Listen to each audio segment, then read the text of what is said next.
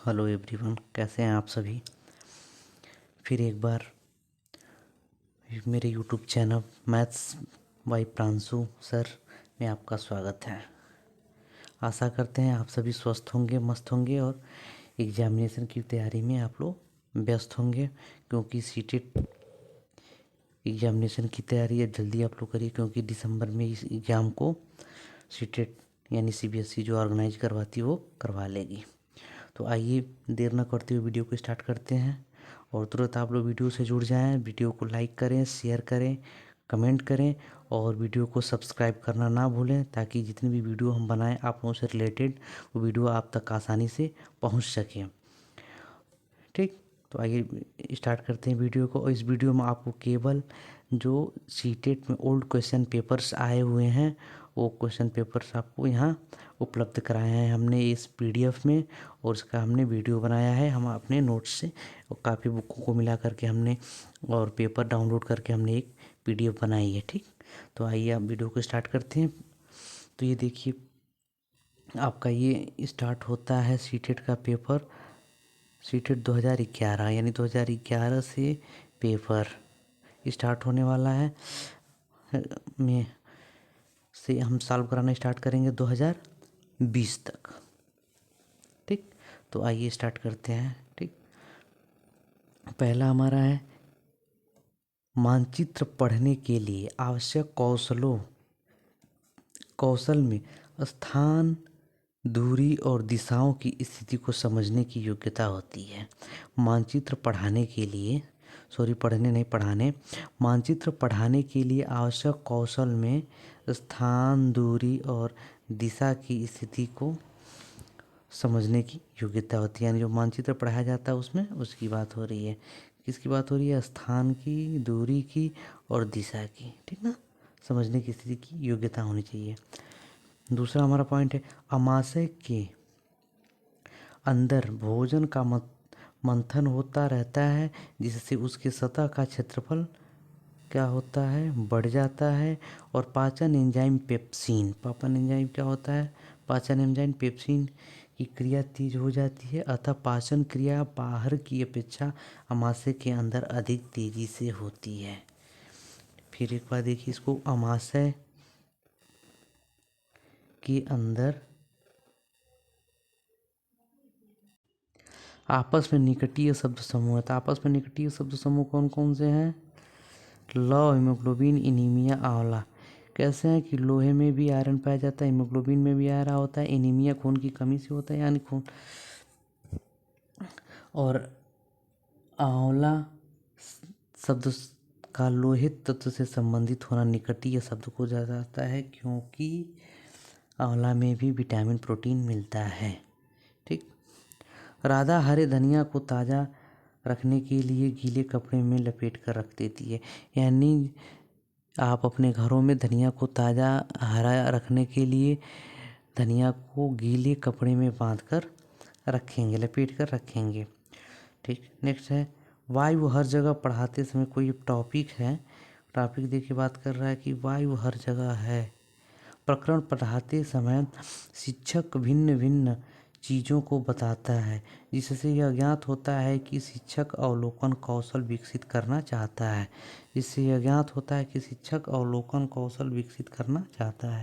वायु हर जगह है। प्रकरण पढ़ाते समय शिक्षक भिन्न भिन्न चीज़ों को बताता है, जिससे यह ज्ञात होता है कि शिक्षक अवलोकन कौशल विकसित क्या करना चाहता है। नेक्स्ट है एक संतुलित प्रश्न पत्र। यानी कोई प्रश्न पत्र है, संतुलित प्रश्न पत्र जिसमें सब कुछ समान रूप से हो, बैलेंस हो, तो उसके क्या क्या चरण होंगे? पहला डिजाइन तैयार करना, दूसरा ब्लूप्रिंट तैयार करना, तीसरा प्रश्न लिखना और चौथा संपादन। ये पेडागॉजी के ही प्रश्न हैं। एक संतुलित प्रश्न पत्र बनाने के प्रमुख चरण डिजाइन तैयार करना, ब्लूप्रिंट तैयार करना, प्रश्न लिखना, संपादन करना तथा अंक योजन करना।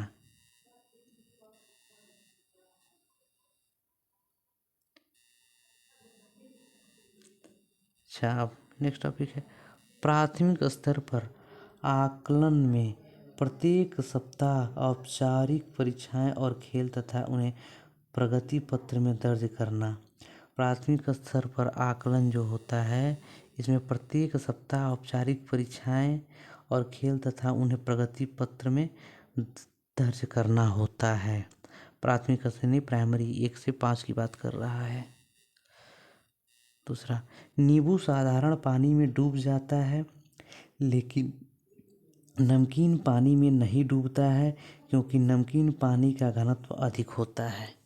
नींबू क्या होता है? साधारण पानी में डूब जाता है लेकिन नमकीन पानी में नहीं डूबता है क्योंकि नमकीन पानी का घनत्व अधिक होता है। नमकीन यानी उस पानी की बात करें जिसमें लवण की मात्रा अधिक हो। ठीक। अब सीटेट 2022-12 नवंबर का पेपर देखिए। आपको बता दें कि सीटेट पर ईयर्स हर 6 मंथ पे होता है, मतलब प्रत्येक 6 मंथ पे सीटेट अपना एग्जामिनेशन करवाता था जब से सीटेट के एग्ज़ाम ऑफलाइन हुआ करते थे। अब तो ऑनलाइन मोड में है लेकिन अभी भी यही है, कोविड की वजह से कुछ डिले हुआ है और इस बार थोड़ा सा नोटिफिकेशन लेट आया है, मतलब जो फॉर्म है, लेकिन वरना हर 6 मंथ पे सीटेट का एग्ज़ाम होता था। तो इसलिए साल में 2 पेपर होता था। 2012 में भी 2, देखिए ये सीटेट नवंबर का पेपर जो उसका एग्ज़ाम नवंबर में हुआ था। बेसिकली नवंबर, सितंबर, अक्टूबर, सितंबर, नवंबर, दिसंबर ऐसे मंथ में करा लिया जाता है पेपर। ठीक। अब देखिए नेपेंथिस। अब देखिए ये हमने आपको अपने नोट्स में बनाया था। नेपेंथिस भारतीय राज्य मेघालय में पाया जाता है। यह राज्य को खासी पहाड़ों में बहुतायत संख्या में पाया जाता है। यह इस राज्य की खासी पहाड़ों में क्या होता है? बहुतायत मात्रा में।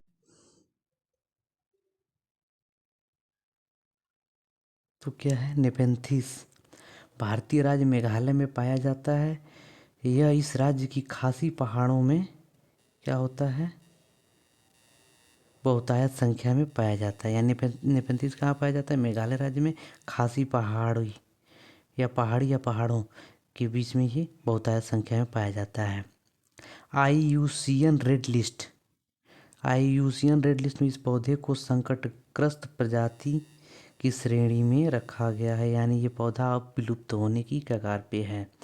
इस संकटग्रस्त प्रजाति वही उसी में इसी IUCN रेड लिस्ट जो होती है उसमें उसी प्रजाति को रखा जाता है जो क्या होता है, जो प्रजातियां विलुप्त होने की कगार पे, मतलब लगभग वो पृथ्वी से नष्ट होने के जैसे हैं।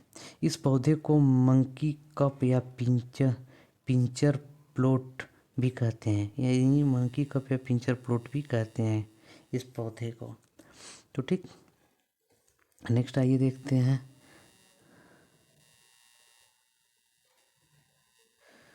तरुण भारत संघ नामक समूह का संबंध पुरानी झीलों व तालाबों को पुनर्निर्मित करने से है। एक बार फिर देखिए, तरुण भारत संघ नामक समूह का संबंध पुरानी झीलों व तालाबों को पुनर्निर्मित करने से है। वाटर मैन ऑफ इंडिया के नाम से प्रसिद्ध राजेंद्र प्रसाद सिंह द्वारा संचालित तरुण भारत संघ एक अशासकीय संस्था NGO है जो लोगों को जल संरक्षण के मामलों पर जागरूक करने का कार्य करती है। फिर एक बार देखिए इस क्वेश्चन को। तरुण भारत संघ नामक समूह का संबंध पुरानी झीलों व तालाबों को पुनर्निर्मित करने से है।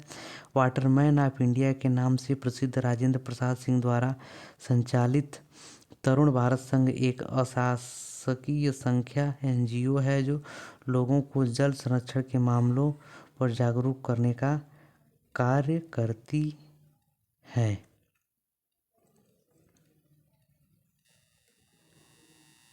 देखिए, पेट्रोलियम एक बदबूदार गंधयुक्त एवं गाढ़ा तथा गहरे रंग का तेल है। पेट्रोलियम एक बदबूदार गंधयुक्त गाढ़ा गहरे रंग का तेल है जिससे उसकी पेट्रोलियम उत्पादन प्राप्त किए जाते हैं।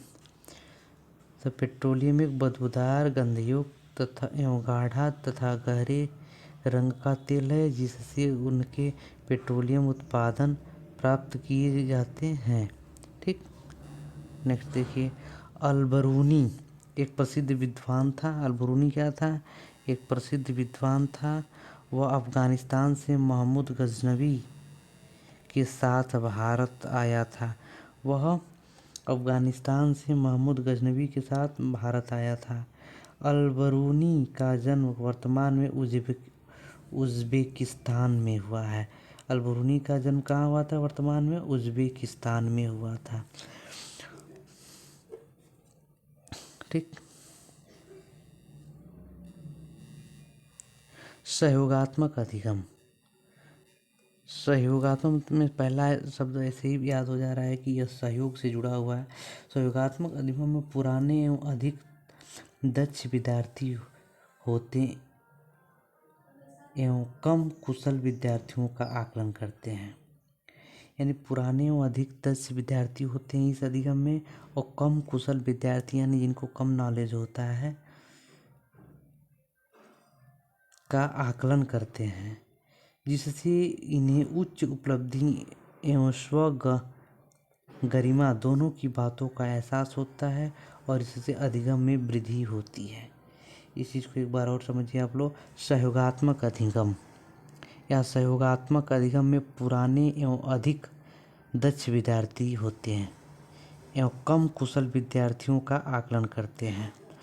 यानी जो विद्यार्थी क्या होते हैं? पुराने होते हैं एवं अधिक दक्ष होते हैं, यानी जिनकी IQ लेवल अधिक होती है, वह छोटे एवं कम कुशल विद्यार्थियों का आकलन करते हैं, जिससे उन्हें उच्च उपलब्धि एवं स्व आकलन दोनों ही बातों का एहसास होता है और इससे अधिगम में वृद्धि होती है। ठीक। अच्छा, नेक्स्ट देखिए, सीटेट 2013 जुलाई का पेपर है ये। पहला, कपकपी लगना, बुखार, सिरदर्द और अंत में पसीना आना किसके लक्षण है? मलेरिया रोग के प्रमुख लक्षण है। ये हमने PDF में हमारे क्वेश्चन था, ये नोट्स में हमने बताया था। कपकपी लगना, बुखार, सिरदर्द और अंत में पसीना आना मलेरिया रोग के प्रमुख लक्षण है। इसके उपचार में एटिब्रिन, मेलुब्रिन, रेसोचिन, कामाक्विन, क्लोरोक्विन एवं आर्टिसोनेट नामक औषधि का प्रयोग किया जाता है। ये वो सब औषधियाँ हैं जो उनके उपचार में प्रयोग की जाती हैं। ठीक। फिर एक बार देखिए, अल-बरूनी उज़्बेकिस्तान का यात्री था जिसने एक किताब तहकीके हिंद किताब-उल-हिंद लिखी। अल-बरूनी को जानते हैं, उज़्बेकिस्तान का एक यात्री था। उसने एक किताब लिखी थी जिसका नाम था तहकीके हिंद किताब-उल-हिंद। इसको हिंदी में संस्कृत में बोलते हैं किताब-उल-हिंद लिखी। उसका असली नाम अब्बू रेहान मोहम्मद था। यानी उसका असली नाम अल-बरूनी का क्या था? अब्बू रहमान मोहम्मद था। इसने अपनी पुस्तक में हिंदुओं के इतिहास, चरित्र, आचार व्यवहार, परंपराओं और वैज्ञानिक ज्ञान का विशद वर्णन किया था। अल-बरूनी क्या था? अल-बरूनी एक उज़्बेकिस्तान का यात्री था। ठीक।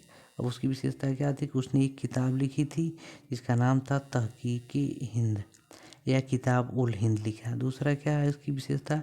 उसका असली नाम अब्बू रेहान मोहम्मद था। उसका दूसरा नाम क्या था कि अब्बू रेहान मोहम्मद था। इसने अपनी पुस्तक में क्या किया है? हिंदुओं के इतिहास, यानी इसने अपनी पुस्तक में हिंदुओं के इतिहास, चरित्र, आचार व्यवहार, परंपराओं और वैज्ञानिक ज्ञान का विशद दर्शन वर्णन किया है। ठीक। नेक्स्ट आइए, पंखुड़ियों के अंदर फूल के बीच में कुछ पाउडर जैसी रचनाएं दिखाई देती हैं जिन्हें पराग कहते हैं। पंखुड़ियों के अंदर फूल के बीच में कुछ पाउडर जैसी रचनाएं दिखाई देती हैं जिन्हें क्या बोलते हैं? पराग कहते हैं। किसमें? पंखुड़ियों के अंदर पाउडर जैसी रचना दिखाई देती है जिन्हें क्या बोलते हैं? पराग या परागकण। कोई व्यक्ति रेलगाड़ी द्वारा अहमदाबाद से गुजरात जाए तो सामान्यतः उसे रेलवे स्टेशन पर ढोकला, चटनी, नींबू वाले चावल बेचने वाले अधिकतर मिलेंगे।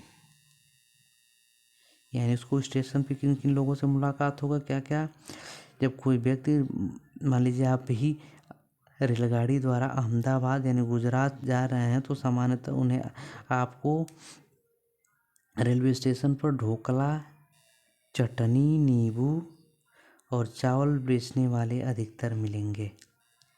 नेक्स्ट देखिए एनसीएफ 2005 क्या कहता है। पर्यावरण अध्ययन में एनसीएफ 2005 क्या कहता है कि प्राथमिक कक्षा को जोड़ना अर्थात कक्षा कक्षीय अधिगम को विद्यालय के बाहर के जीवन से जोड़ना है। यानी एनसीएफ 2005 क्या कहता है कि पर्यावरण अध्ययन को कक्षा तक ही सीमित मत रखिए, कक्षा के बाहर यानी अर्थात विद्यालय के बाहर के जीवन यानी जो डेली का व्यवहारिक जीवन है उस जीवन से भी क्या करिए, विद्यार्थियों को जोड़िए। ठीक, नेक्स्ट क्या है, पर्यावरण अध्ययन की एक अच्छी पाठ्यचर्या को बच्चे के प्रति सही, जीवन के प्रति सही और विषय के प्रति सही होना। पर्यावरण अध्ययन की एक अच्छी पाठ्यचर्या को बच्चे के प्रति सही, जीवन के प्रति सही और विषय के प्रति सही होना जरूरी है। यानी जो पर्यावरण अध्ययन की एक अच्छी पाठ्यचर्या होगी वो बच्चे के प्रति के जीवन के प्रति सही होगी और उसके विषय के प्रति भी उसका सही होना जरूरी है। उसके बाद यह शब्दावली और परिभाषाओं पर आधारित बल देती है।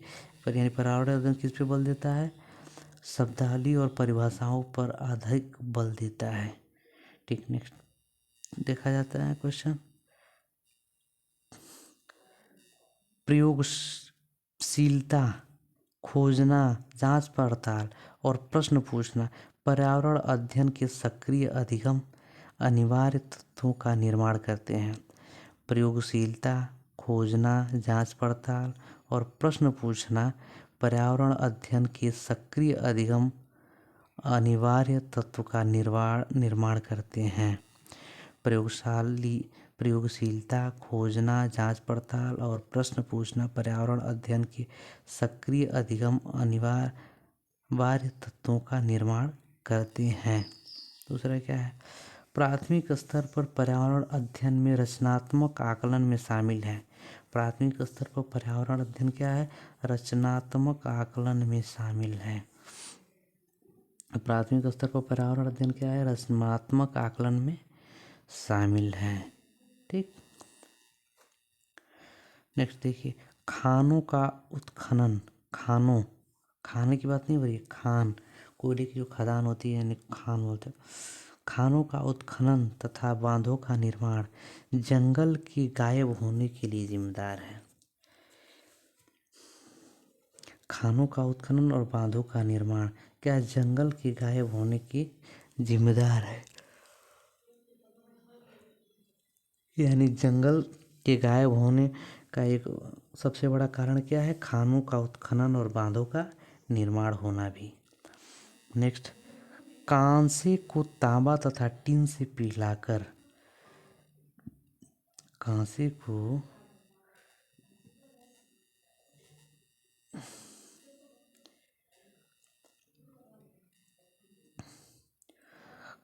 को तांबा तथा टिन से पिघलाकर तैयार किया जाता है। यानी कांसे को किससे, तांबा और टिन से पिघलाकर तैयार किया जाता है।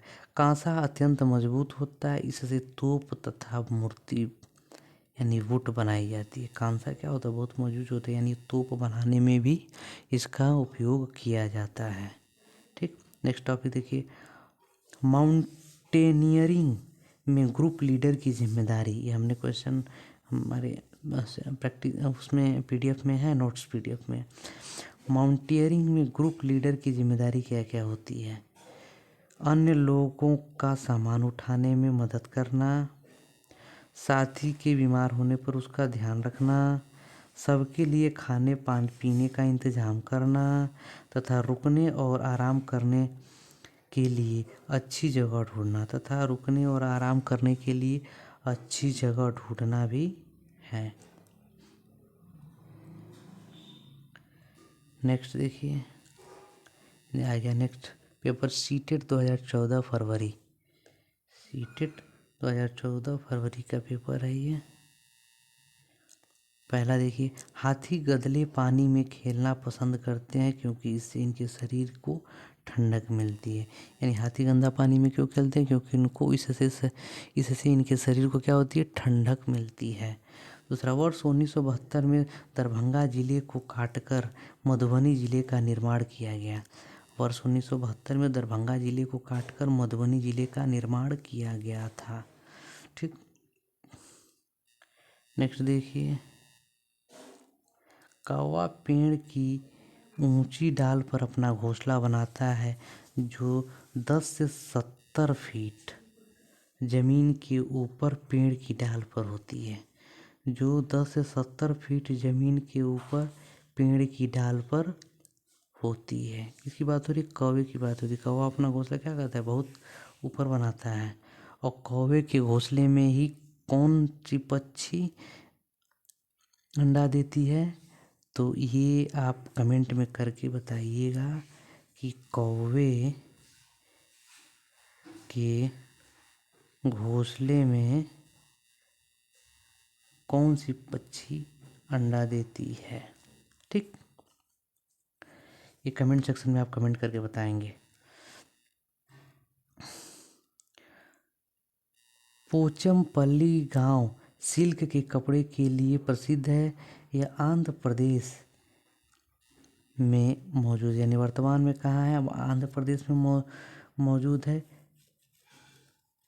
वर्तमान में तेलंगाना राज्य में स्थित है।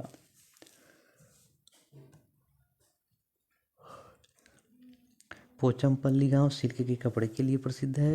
यह आंध्र प्रदेश, वर्तमान में तेलंगाना राज्य में स्थित है। ठीक है, दूसरा देखिए, अबू धाबी की मुद्रा यूएई दिरहम है। अबू धाबी की मुद्रा क्या है? यूएई दिरहम है। ठीक,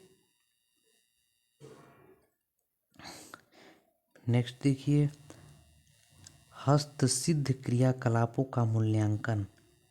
हस्तसिद्ध अर्थ यानी हाथ से संबंधित है। हस्तसिद्ध क्रियाकलापों का मूल्यांकन तथा मौखिक परीक्षा द्वारा ईवीएस विषय हेतु मूल्यांकन तकनीक का प्रयोग उचित होगा। इससे वस्तुनिष्ठ मूल्यांकन करना सुगम होगा। देखिए, हस्तसिद्ध क्रियाकलापों का मूल्यांकन तथा मौखिक परीक्षा द्वारा ईवीएस विषय हेतु मूल्यांकन तकनीक का प्रयोग क्या होगा? उचित होगा। इससे वस्तुनिष्ठ मूल्यांकन करना सुगम होगा। कौन सा मूल्यांकन? वस्तुनिष्ठ। यानी वस्तुनिष्ठ प्रकार के प्रश्न आते हैं ना, उस प्रकार के प्रश्नों का मूल्यांकन करने में सहयोग मिलेगी, सहायता मिलेगी। देखिए, विस्तारित अधिगम के लिए चुनौतियों और उत्तेजनाओं से परिपूर्ण गृह कार्य ईवीएस के विद्यार्थियों के लिए उपयुक्त होता है। विस्तारित अधिगम के लिए चुनौतियों और उत्तेजनाओं से परिपूर्ण गृह कार्य ईवीएस के विद्यार्थियों के लिए उपयुक्त होता है। इससे उनमें खोज प्रवृत्ति तथा संज्ञानात्मक विकास का भी विकास होता है। यानी विस्तारित अधिगम से उनमें क्या होता है? खोज की प्रवृत्ति और संज्ञानात्मक अधिगम का विकास होता है। शैक्षणिक भ्रमण के दौरान अपना दिन भर का पूरा बस्ता लाना अप्रासंगिक होगा।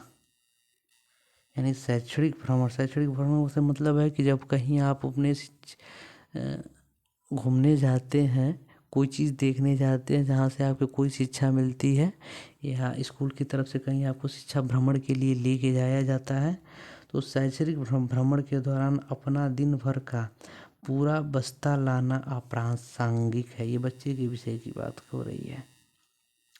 ठीक, प्राथमिक स्तर की ईवीएस पाठ्य पुस्तकों में कविताएं और कहानियां सम्मिलित करने से छात्रों को मूल संकल्पनाओं के अधिगम में वृद्धि होती है। कहाँ वृद्धि होती है? मूल संकल्पनाओं के अधिगम में वृद्धि होगी। प्राथमिक स्तर की ईवीएस पाठ्य पुस्तक में कविताएं और कहानियां सम्मिलित करने से छात्रों को क्या होगा? मूल संकल्पनाओं के अधिगम में वृद्धि करेगी। नेक्स्ट, लिंगहुफेन, पता ही है लिंगहुफेन क्या होता है?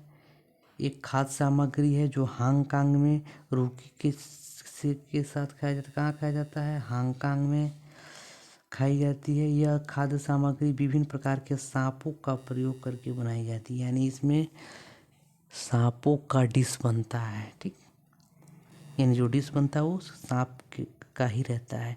ब्रेल लिपि भी देखिए, ये सब क्वेश्चन आपको सीटेट पीटीएफ की जो नोट्स हैं या सीटेट पीवीएट का जो क्लास उसमें हमने लिखवाया है, पढ़ाया है। ब्रेल लिपि 1 से 6 बिंदुओं पर आधारित होती है। यह 63 अक्षरों से बनी एक कूट लिपि होती है। क्या होती है? 63 अक्षरों से बनी एक कूट लिपि होती है। ठीक, जिन जानवरों के बाहरी कान व शरीर पर बाल होते हैं वो क्या देते हैं? बच्चे देते हैं। जैसे गाय है, इंसान के भी बाहरी कान होते हैं ना, तो भी क्या होता है? वो लोग बच्चे देते हैं, यानी वो अंडे नहीं देते हैं। और जिन जानवरों के बाहरी कान और शरीर पर बाल नहीं होते वो अंडे देते हैं। यानी जिन जानवरों के शरीर पर बाल भी नहीं होता और बाहरी कान भी नहीं होते तो क्या देते हैं? वो अंडे देते हैं। जैसे सांप और छिपकली की बात हो रही है। स्तनधारियों की प्रमुख पहचान।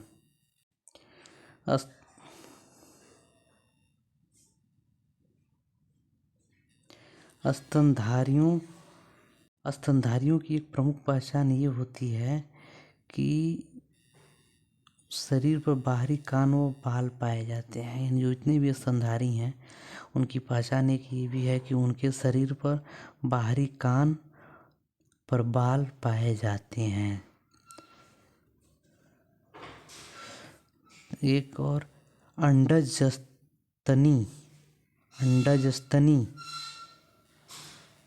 अंडजस्तनी एकिडना और प्लेटिप्स को छोड़कर सभी स्तनी बच्चे देते हैं। यानी इसमें एक विशेषता ये भी है, अपवाद में भी है, कि अंडजस्तनी एकिडना और प्लेटिप्स को छोड़कर सभी स्तनी बच्चे देते हैं। ये बच्चे नहीं देते। कौन? अंडजस्तनी एकिडना और प्लेटिप्स। ठीक, नेक्स्ट देखिए,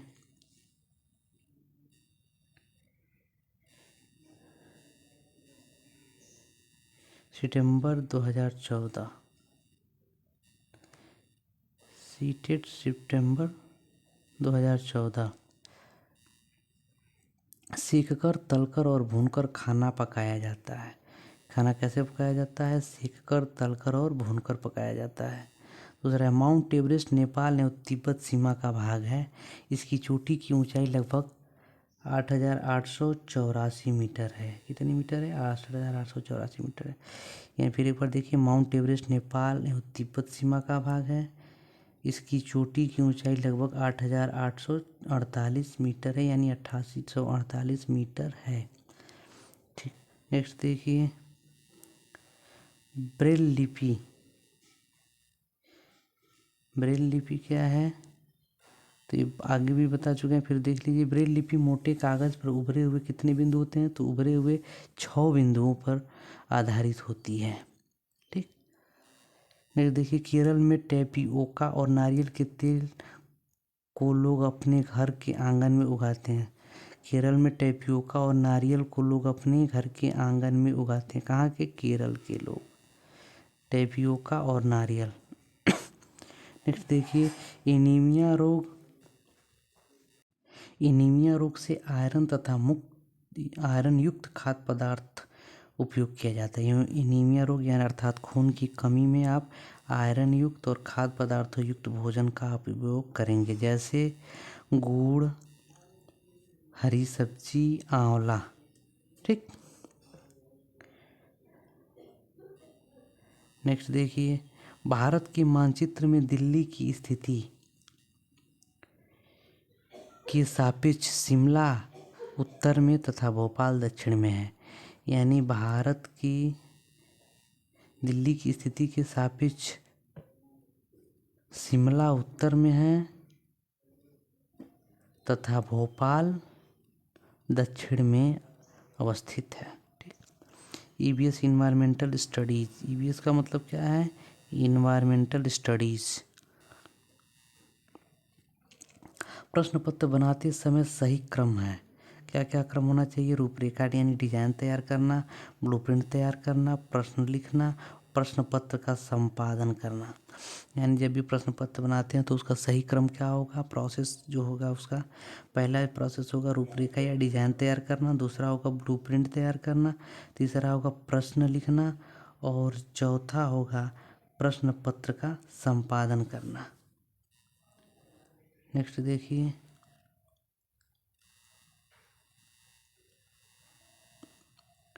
सीटेट 2015 का देखिए, फरवरी। संदर्भ युक्त अधिगम परिवेश प्रदान करने के उद्देश्य से एनसीएफ 2005 ने कक्षा फर्स्ट और सेकेंड के लिए पर्यावरण अध्ययन के किसी पाठ्यक्रम या पाठ्यपुस्तकों की संस्तुति नहीं की है। संदर्भ युक्त अधिगम परिवेश प्रदान करने के उद्देश्य से एनसीएफ 2005 ने कक्षा 1 और कक्षा 2 के लिए पर्यावरण अध्ययन के किसी पाठ्यक्रम या पाठ्य पुस्तकों की संस्तुति नहीं दी। यानी कक्षा 1 और 2 में पर्यावरण अध्ययन में कोई बुक नहीं दिया है, क्योंकि वहाँ संदर्भयुक्त अधिगम परिवेश प्रदान करिए आप स्वयं बच्चों को।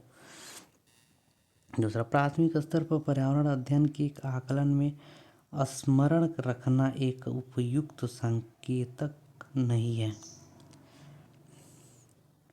प्राथमिक स्तर पर पर्यावरण अध्ययन में आकलन में स्मरण रखना एक उपयुक्त संकेतक नहीं है।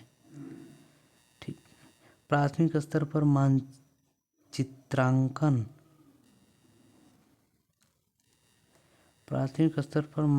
मानचित्रांकन सिखाने से शिक्षार्थियों में सापेक्ष स्थिति और दिशाबोध की जानकारी के कौशलों को बढ़ावा मिलता है। यानी फिर एक बार देखिए कि प्राथमिक स्तर पर मानचित्रांकन सिखाने से शिक्षार्थियों में सापेक्ष स्थिति और दिशाबोध की जानकारी कौशलों को बढ़ावा क्या हुआ है? मिलता है। नेक्स्ट देखिए, रोग और फैलने के कारण। कौन सा रोग किसके कारण से फैलता है? चिकनगुनिया, डेंगू, मलेरिया मच्छरों की वजह से होता है। मियादी बुखार यानी टाइफाइड दूषित जल पीने, भोजन के द्वारा और बैक्टीरिया के द्वारा फैलता है। यानी चिकनगुनिया, डेंगू, मलेरिया मच्छरों के द्वारा, मियादी बुखार, टाइफाइड दूषित जल, भोजन और बैक्टीरिया के द्वारा फैलता है, भोजन के द्वारा सॉरी। और हैजा जो है वो बैक्टीरिया के द्वारा फैलता है। हैजा जो है वो किसके द्वारा? बैक्टीरिया के द्वारा फैलता है। ठीक। दूषित पानी से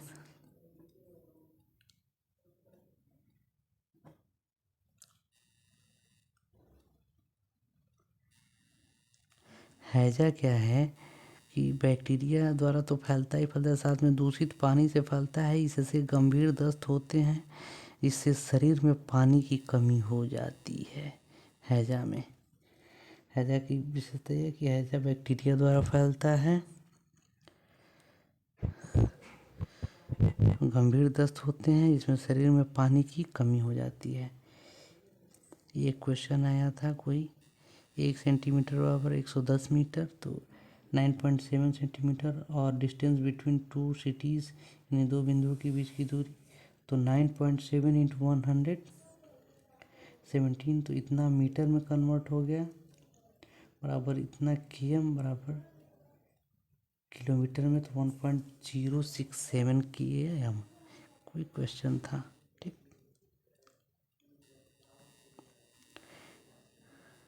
नेक्स्ट देखिए, कांसा या ब्रांज भट्टी में कॉपर और टीन को पिघलाकर बनाया जाता है। कांसा या ब्रांज भट्टी में कॉपर और टीन को पिघलाकर बनाया जाता है और आदिवासी लोग कांसा का प्रयोग हजारों वर्ष से कर रहे हैं। कांसे में लगभग 88% तांबा और 12% टीन होता है। फिर एक बार देखिए, कांसा या ब्रांज भट्ठी में पकाकर और टीन को पिघलाकर बनाया जाता है और आदिवासी लोग कांसा का उपयोग हजारों वर्ष से कर रहे हैं। कांसे में लगभग 88% का तांबा तथा जबकि 12% क्या होती है, टीन की मात्रा होती है। प्राथमिक नेक्स्ट देखिए, प्राथमिक स्तर पर पर्यावरण अध्ययन में आकलन के लिए उपकरण और तकनीकें निम्न है। यानी प्राथमिक स्तर में आप आकलन के लिए कौन कौन सी तकनीकों का उपयोग करेंगे। पहला है परियोजना कार्य, दूसरा है क्षेत्र भ्रमण, तीसरा है जर्नल लिखना और चौथा है विचार या मानचित्र। तो प्राथमिक स्तर पर पर्यावरण अध्ययन में आकलन के लिए क्या क्या करेंगे। पहला परियोजना कार्य, दूसरा क्षेत्र भ्रमण, तीसरा जर्नल लिखना और चौथा है विचार मानचित्र। ये स्टेप वाइज आप याद करिएगा। अवलोकन निष्कर्षण निकालना, अवलोकन निष्कर्ष निकालना तथा पूर्वानुमान द्वारा पर्यावरण अध्ययन के शिक्षण से उस प्रक्रिया आधारित कौशलों को बढ़ावा दिया जाना चाहिए जो पूछताछ आधारित प्रत्यक्ष अनुभवों के केंद्र बिंदु हैं। एक बार फिर से देखिए कि अवलोकन निष्कर्ष निकालना तथा पूर्वानुमान द्वारा पर्यावरण अध्ययन के शिक्षण से उस प्रक्रिया आधारित कौशलों को बढ़ावा दिया जाना चाहिए जो पूछताछ आधारित प्रत्यक्ष प्रमुखों के केंद्र पर अनुभव। यानी पूछताछ आधारित मतलब कि बच्चों से प्रश्न पूछना चाहिए जिससे उनके अंदर तर्क करने की कौशल या सृजनात्मकता का विकास होगा और स्वयं प्रश्न पूछने और उस समस्या का समाधान करने का प्रयास करेंगे। नेक्स्ट देखिए, मिजोरम में की जाने वाली झूम खेती के एक ही खेत में भिन्न भिन्न प्रकार अर्थात 3-4 फसलें उगाई जाती हैं। यानी झूम खेती जो मिजोरम में होती है वहाँ एक ही खेत में भिन्न भिन्न प्रकार के 3 से 4 फसलें उगाई जाती हैं। कितनी फसलें, 3 से 4। खेती का क्या नाम है, तो झूम खेती। ठीक। नेक्स्ट देखिए, अधिकांश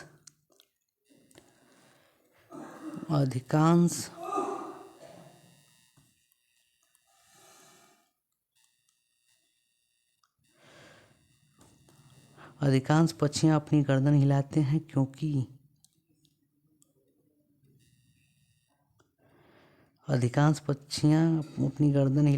क्योंकि अधिकांश पक्षियों के नेत्र स्थिर होते हैं और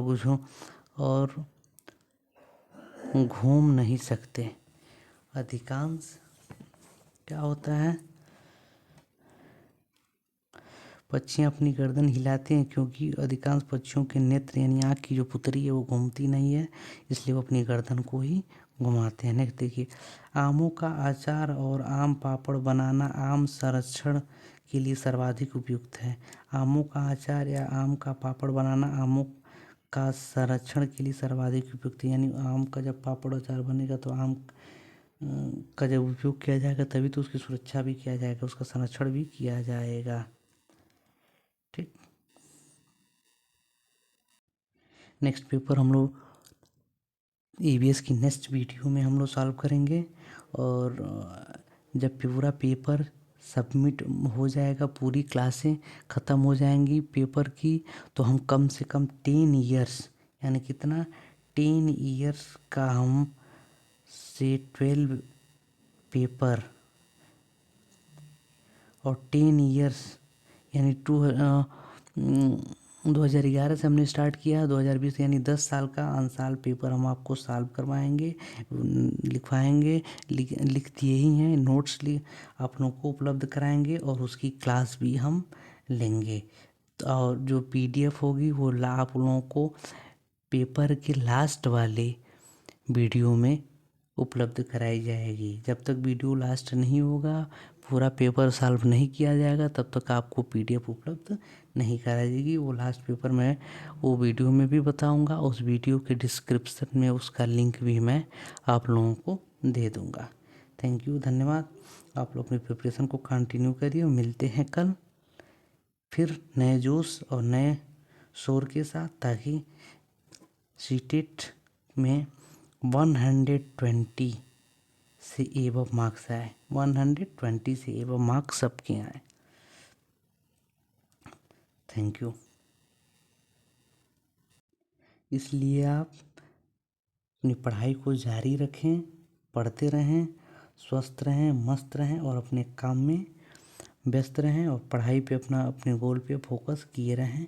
धन्यवाद। आशा करते हैं और फिर एक बार मैं आप लोगों से रिक्वेस्ट करना चाहूँगा कि वीडियो को ज़्यादा से ज़्यादा लाइक करें, शेयर करें और अपने साथी मित्रों को दें, ताकि सबका कल्याण हो सके और सभी लोग अच्छे से प्रिपरेशन कर सकें। और हमारी एक रिक्वेस्ट है कि आप वीडियो को सब्सक्राइब ज़रूर करें और मेरे चैनल को सपोर्ट करें, मुझे सपोर्ट करें। हमें खुशी होगी, ताकि मैं और सारा भी वीडियो आप लोगों के लिए मेहनत करके इकट्ठा करूँगा, आप लोगों के लिए बनाऊँगा और जो आप लोगों के लिए काफ़ी उपयोगी साबित होंगी। धन्यवाद।